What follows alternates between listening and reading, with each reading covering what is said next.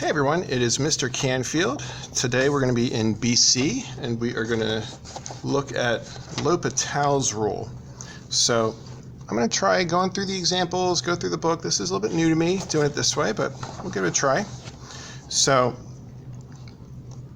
in our first example here, we're a little bit farther down the page. It says, let me get it in frame. All right. The limit as x approaches 2 of x minus 2 over x squared minus 4. And we look at that and we go, okay, how am I supposed to handle that? I just want to remind you that the first thing we should always try is direct substitution. So I should try plugging that number in. I plug in the 2 and I wind up getting 0 over 0, right? 2 minus 2 over 4 minus 4. So that doesn't mean it doesn't exist. That means we don't have enough information right now. And so I then need to delve into some kind of analysis and figure it out. Well, in this case, the bottom is actually factorable. That's x squared minus 4. That's the difference of perfect squares. So since we know the square root of each of those, that's the square root of x squared is x, and the square root of 4 is 2. So it's just x plus 2, x minus 2. And the x minus 2's cancel. And so if we think about this one, just remember that x minus 2, that equals 0 when x is equal to 2. And so 2, we would kind of consider that a removable discontinuity. And so that means that normally this is going to behave exactly the same as 1 over x plus 2. The only difference is that when x is equal to 2, there's an issue. It's not going to look like 1 over x plus 2. When x is equal to 2, there's going to be a little hole in the function. And so our limit then, all we have to do now, since we've removed the discontinuity, the limit, all we got to do is plug in the 2, and we get 1 over 4. And so our limit is 1/4. But I want to remind you that last year we learned about L'Hopital's rule. And just in case you forget, L'Hopital's rule says if you get 0 over 0 or infinity over infinity, or a couple other options like that. No, sorry, I'm wrong. 0 over 0 or infinity over infinity, that's the only option. Then instead of doing all this work, another way for us to find this limit is to take the derivative of the top. So the derivative of x minus 2 is just going to be 1. And then the derivative of the bottom is going to be 2x. And so we do those derivatives separately, and then we plug the limit back in. We see, hey, can I take the limit now? And we get a 1/4. So you get the same answer. So pretty sweet. And that's the way to do it. So similarly, our next one, it says limit as x approaches infinity of 1 minus 4x minus 5x squared over 3x squared minus x minus 4. So if I plug in infinities here, that was a voice crack. If I plug in infinities here, we get infinity over infinity, or negative infinity over infinity. But remember, with polynomials like this, we can use the horizontal asymptote trick, and so I'm really just focusing on the greatest exponent, which is x squared, and I've got negative 5/3. And so my limit as x approaches infinity is negative 5/3. But we also can do this with L'Hopital's rule, where I could take the derivative of the top and get negative 4 minus 10x over 6x minus 1. And when I plug in infinity again, I still get infinity over infinity, so I'm going to use L'Hopital's rule again, and we're going to get negative 10 over 6, which is negative 5/3. And you might think, well, that's dumb. I don't want to do that. I just want to know the answer. Well, what if you forget? Then you can do L'Hopital's rule, and you're good. Okay. So,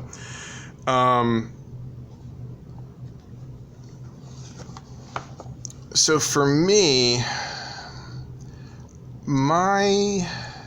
the way that I would do these in general is I'm going to tell myself, I'm going to look at it and go, can I easily do algebra or something to fix it?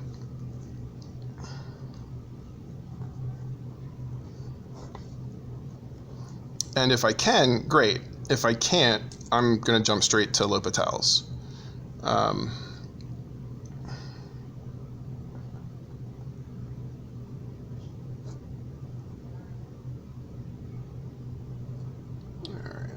the square root there. Okay, I was just writing the next couple problems down for myself because I'm lazy. All right, so first things first, double check, plug in 2. I see a 0 is clearly showing up on the bottom, but the top might not. So let me just double check. 2, so that's 4, so that's 12, minus 14, minus 2. Okay, so it is 0 over 0, so I'm allowed to use L'Hopital's rule. You're also allowed to factor this. So I'm going to factor it, even though L'Hopital's rule would be faster.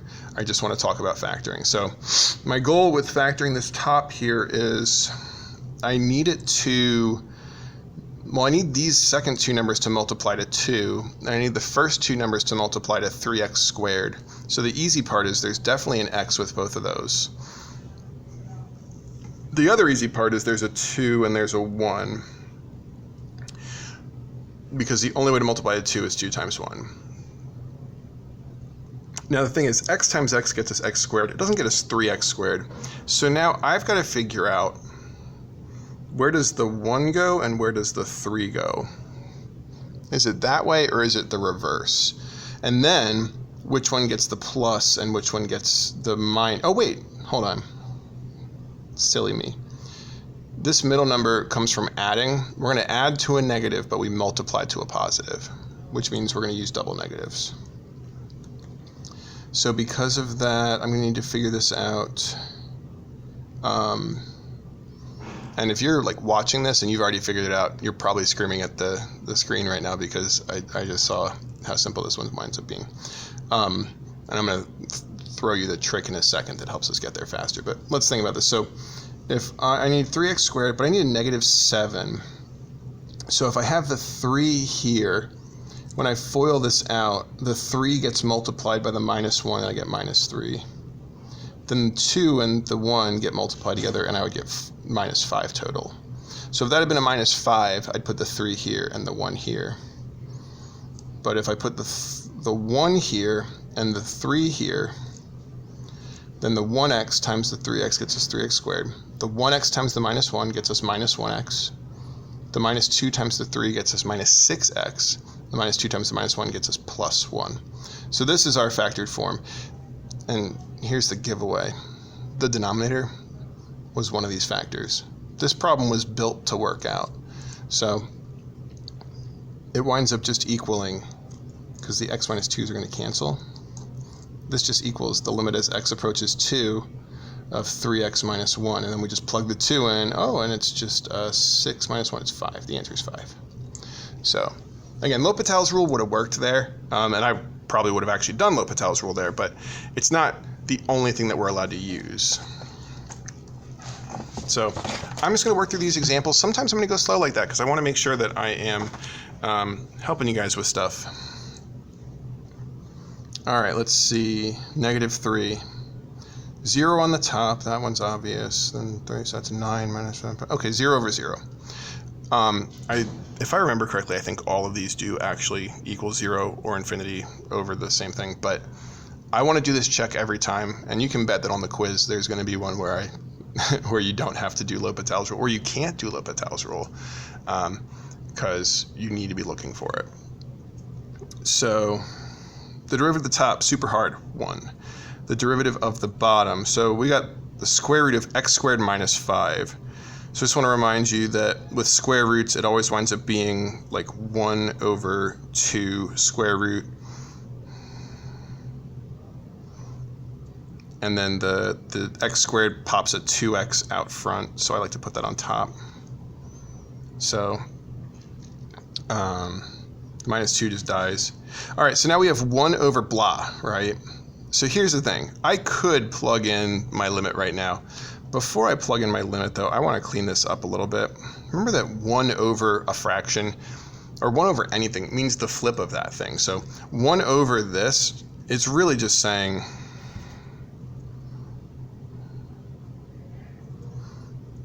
oh wait, the 2's cancel. Cancel the 2's, buddy. So 1 over this thing really just means, hey, put the bottom on the top and the top on the bottom. Now I'm going to plug in my negative 3.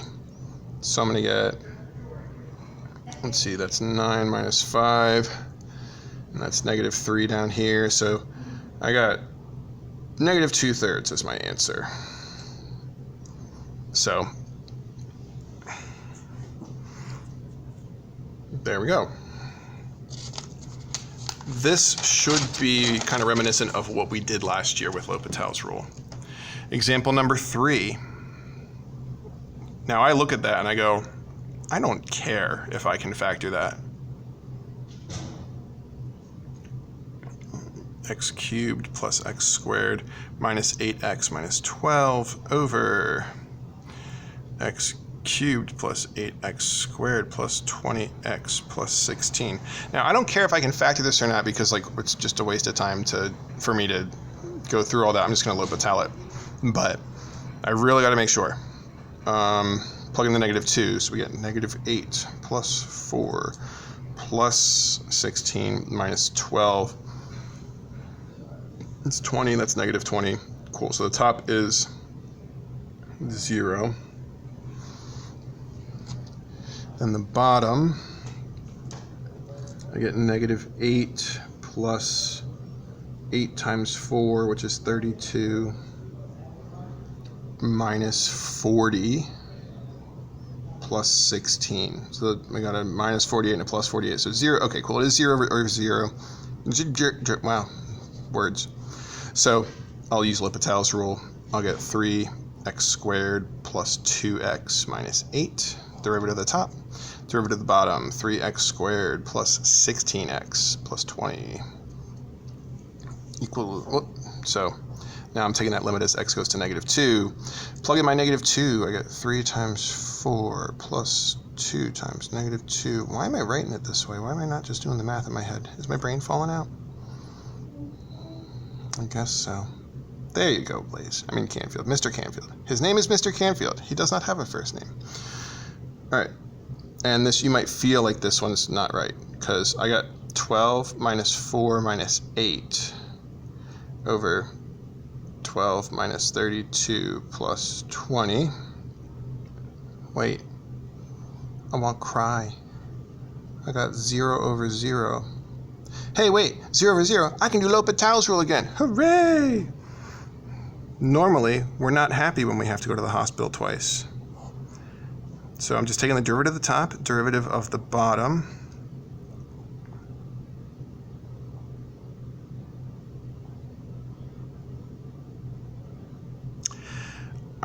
Please don't ask why 16x turned into 8. I don't know why. All right, I'll plug in my -2 now, and I'll get -12 plus 2 over -12 plus 16, which is -10 over 4, which is -5 halves. That's what I got. So I got a little bit inappropriate down here. I should have written the limit thing in there. Yeah, write it in. We want to signify, hey, I haven't taken the limit yet. So once we substitute it in, that's when we can stop writing the limit thingy. Sorry, limit notation. I think that's all I need to say on that. Example 4. The limit as x approaches 1 of x cubed minus 2x squared plus 1 over x cubed minus 3x squared plus 3x minus 1. I'll plug in 1, and I mean, if you can look at it and you can see that everything cancels and it's 0 over 0, you don't have to show me that necessarily, but you need to know. You need to be comfortable, yes, it's 0 over 0, or yes, it's infinity over infinity. So I'm confident this is 0 over 0. And I get 3x squared minus 4x over 3x squared minus 6x plus 3. Now can I plug in 1? I get -1 on the top, and I get 0 on the bottom. So I need to check. This is not 0 over 0. It cannot be L'Hopital again. Instead, I need to make the decision, how am I going to check this? And I'm going to go back to the original function, and I'm going to check just to the right of 1 and just to the left of 1. And I'm going to see, because I know at 1 we have an issue. unless, did I mess something up? 3 minus 6 plus 3. Yeah, no, that's, yeah, I think I did it right. So what this is telling me, this is some sort of asymptotic situation. It's not going to be a whole. Since it's a number over 0, it's going to be some kind of asymptote. And I need to find out, is it the asymptote where they're both going to infinity, both going to negative infinity, or where they're going in opposite directions? So if I kind of think about this from like a sign chart perspective, I know that at 1, I've got DNE. And then if we think about f of x, I'll try 0 and I'll try 2. I could, maybe like 0.9 and 1.1 kind of thing. But if I go in and I try something slightly less than 1, I don't feel like doing this by hand. I'm going to get a negative number. If I try something slightly greater than 1, I'm almost positive I'm going to get a positive number. Yeah, we should get a positive number. I'm fudging this a little bit because I'm lazy and my calculators are not near me right now. So I'm going to go and just double check real quick. All right, I'm wrong. So both sides go negative. And so because of that, we're getting a swoop down this way and a swoop down this way, and that tells us that our limit is actually going to be negative infinity. So again, the real way to do it would be like to plug some numbers in. So here's number 5. The limit as x approaches 0 of cosine of x minus 1 over x squared minus x. So we'll get, if I plug in 0, we get 0 over 0. So we can do L'Hopital's rule. So I'll get negative, well, let's write the limit notation. Limit as x approaches 0. So we get negative sine x over 2x minus 1. So sine of 0 is 0. We get negative 0 on the top. We get negative 1 on the bottom. The negatives cancel, and it's 0, so who cares? So it goes to 0. So surprise, the limit as x goes to 0 of cosine x minus 1 over x squared minus x is 0. And then 6. How many examples are there? 21! 21 examples. Okay, I'm going to stop. Probably example 21 is my guess. All right, 6. So I plug in 1.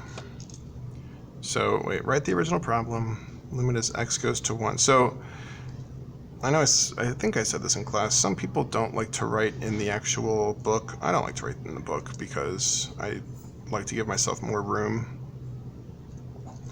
So if I try plugging in 1 here, ln of 1, remember that's saying e to what power gets us 1? And that's the 0th power. So ln of 1 is 0 minus 1 plus 1. So the top 0, bottom e to the 1 minus e times 1. So we get 0 over 0. So we can do L'Hopital's rule. L'Hopital's rule says take the derivative of the top. ln x is 1 over x. That's 1 over derivative of e to the x is e to the x, then minus e. So we get 1 over 1 minus 1 over 1 minus, e minus e. That's what I said. Uh-oh.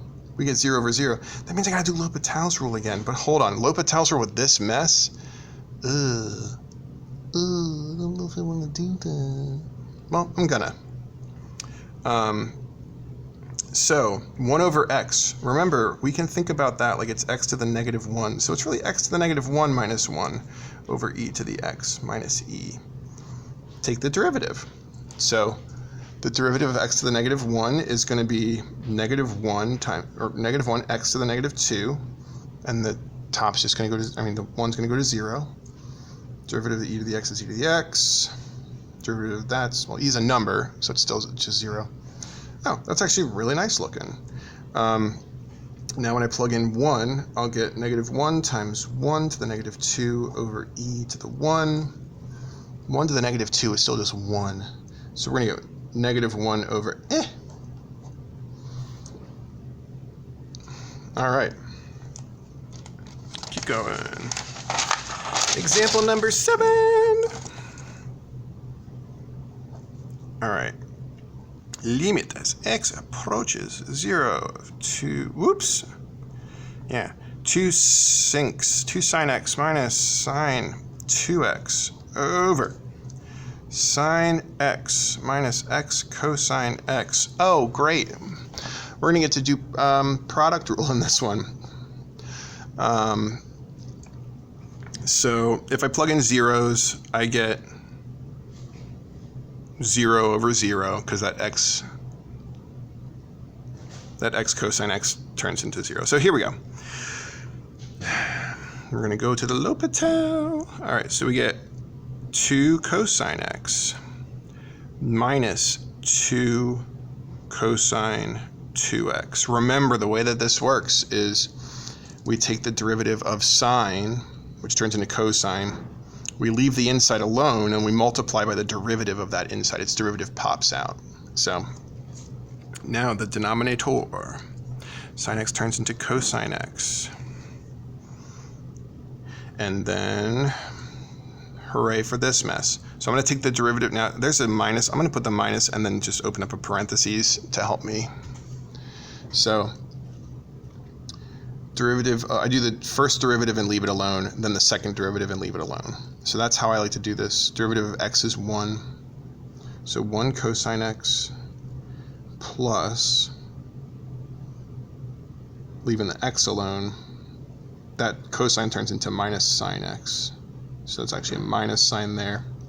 So if I clean this up, I'm just going to clean this up a little bit for my own sanity. What sanity? So I get 2 cosine x minus 2 cosine 2x. If you're thinking ahead, the top's going to turn out to be 0 again, I think. Then down here we got cosine x minus cosine x plus x sine x. Okay, that's cool. So those are going to cancel. So let's try L'Hopital again. Dear L'Hopital, are you going to work? So let's try L'Hopital again. If I do it again, I get negative 2 sine x on the top plus 4 sine 2x all over the derivative of x sine x. So I'm going to leave it alone, get 1 sine x plus x cosine x. Okay. I'll plug in 0 again. We get 0 over 0 again. So let's do the derivative again. So this time I'll get negative 2 cosine x plus 8 cosine 2x. And you might notice at this stage, hey, those aren't going to cancel. This is the last time we're going to have to do this. Then sine x turns into cosine x.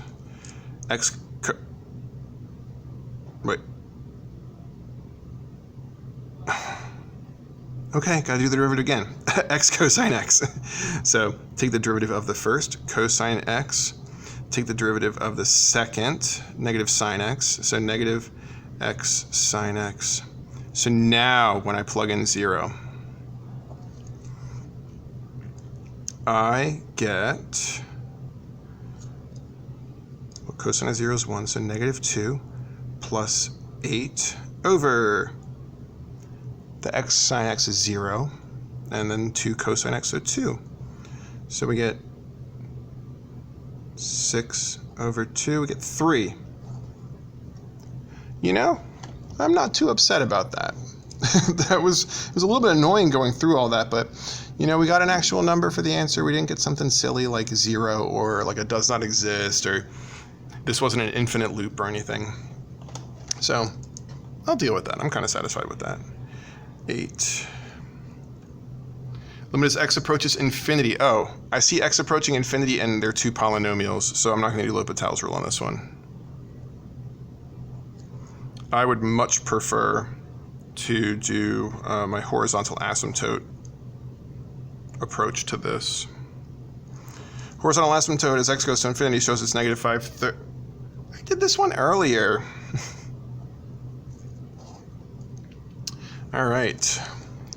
Question number 9. Limit as x approaches infinity. Now here's my issue. It's not a polynomial this time, so I'm not able to treat it the same way.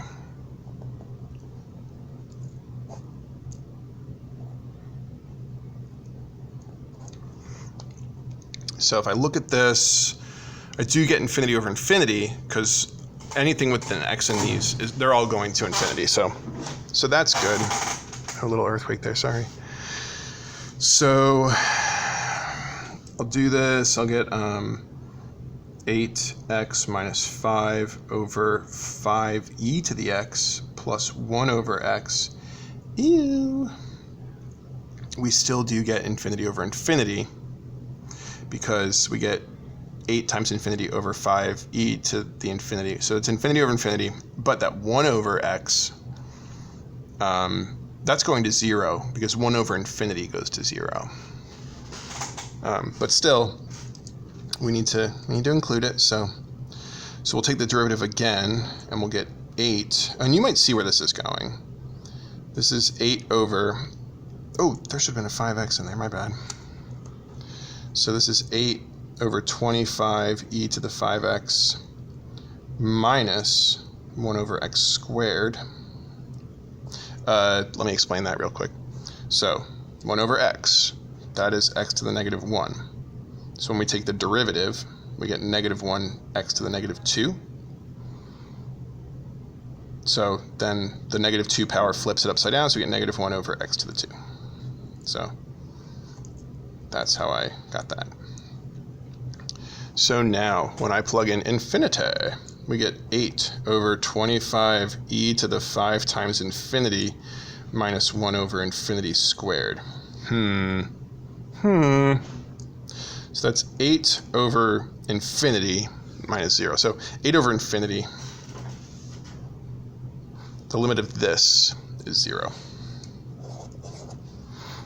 Looks like an egg. All right. Number 10. Okay, now we start getting interesting. Now we're going to run into things that you wouldn't have seen last year. Any one of these things you could have seen in Calc 1 or AB, Calc AB. Limit is x approaches 0 from the, no, it's a plus, from the right-hand side of x squared ln x. All right.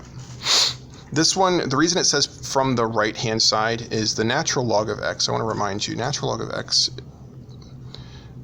is only defined, so like it hits 0 when x is 1, and then it goes off this way, and there's this vertical asymptote here, and then it goes like this. And it's going off toward infinity to the right, and it's going off toward negative infinity as we approach 0. So we're really only looking as we come in from this way because natural log doesn't exist over here. So x squared, natural log of x. If we look at this, well, we can directly substitute 0 into x squared and we get 0. And the limit as x approaches 0 from the right-hand side for ln x is negative infinity. So we get 0 times negative infinity. In limit notation, and when we're dealing with limits, this is indeterminate. This means we don't know. We don't know which one wins the fight. Because these are limits, we don't know which one, as we approach 0, we don't know which one of these gets more like the thing that it's getting like it. Because you can't actually be infinity. So, there's a trick. And the trick is, to make it into a fraction. Instead of saying x squared times ln x, I could say that this is ln x over 1 over x squared.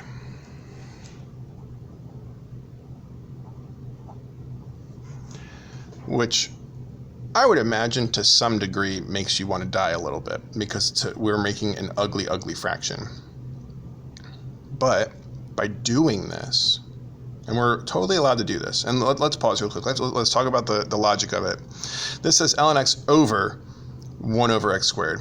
This says ln x over the flip of the thing that used to be here. We flip this upside down and put it underneath. So if we think about that, ln x divided by 1 over x squared. Remember that dividing is literally multiplying by the upside down. Sorry, the reciprocal. The upside down is a place. Sorry, spoiler alert. Okay, so ln x times x squared. And so I'm over 30. My voice shouldn't be cracking like this. And so because of that, that's what lets us do this. This is a well-known strategy or trick that we do. Now that we're here, if I were to plug it in, I get negative infinity on the top, and on the bottom I get infinity or negative infinity. It doesn't really matter.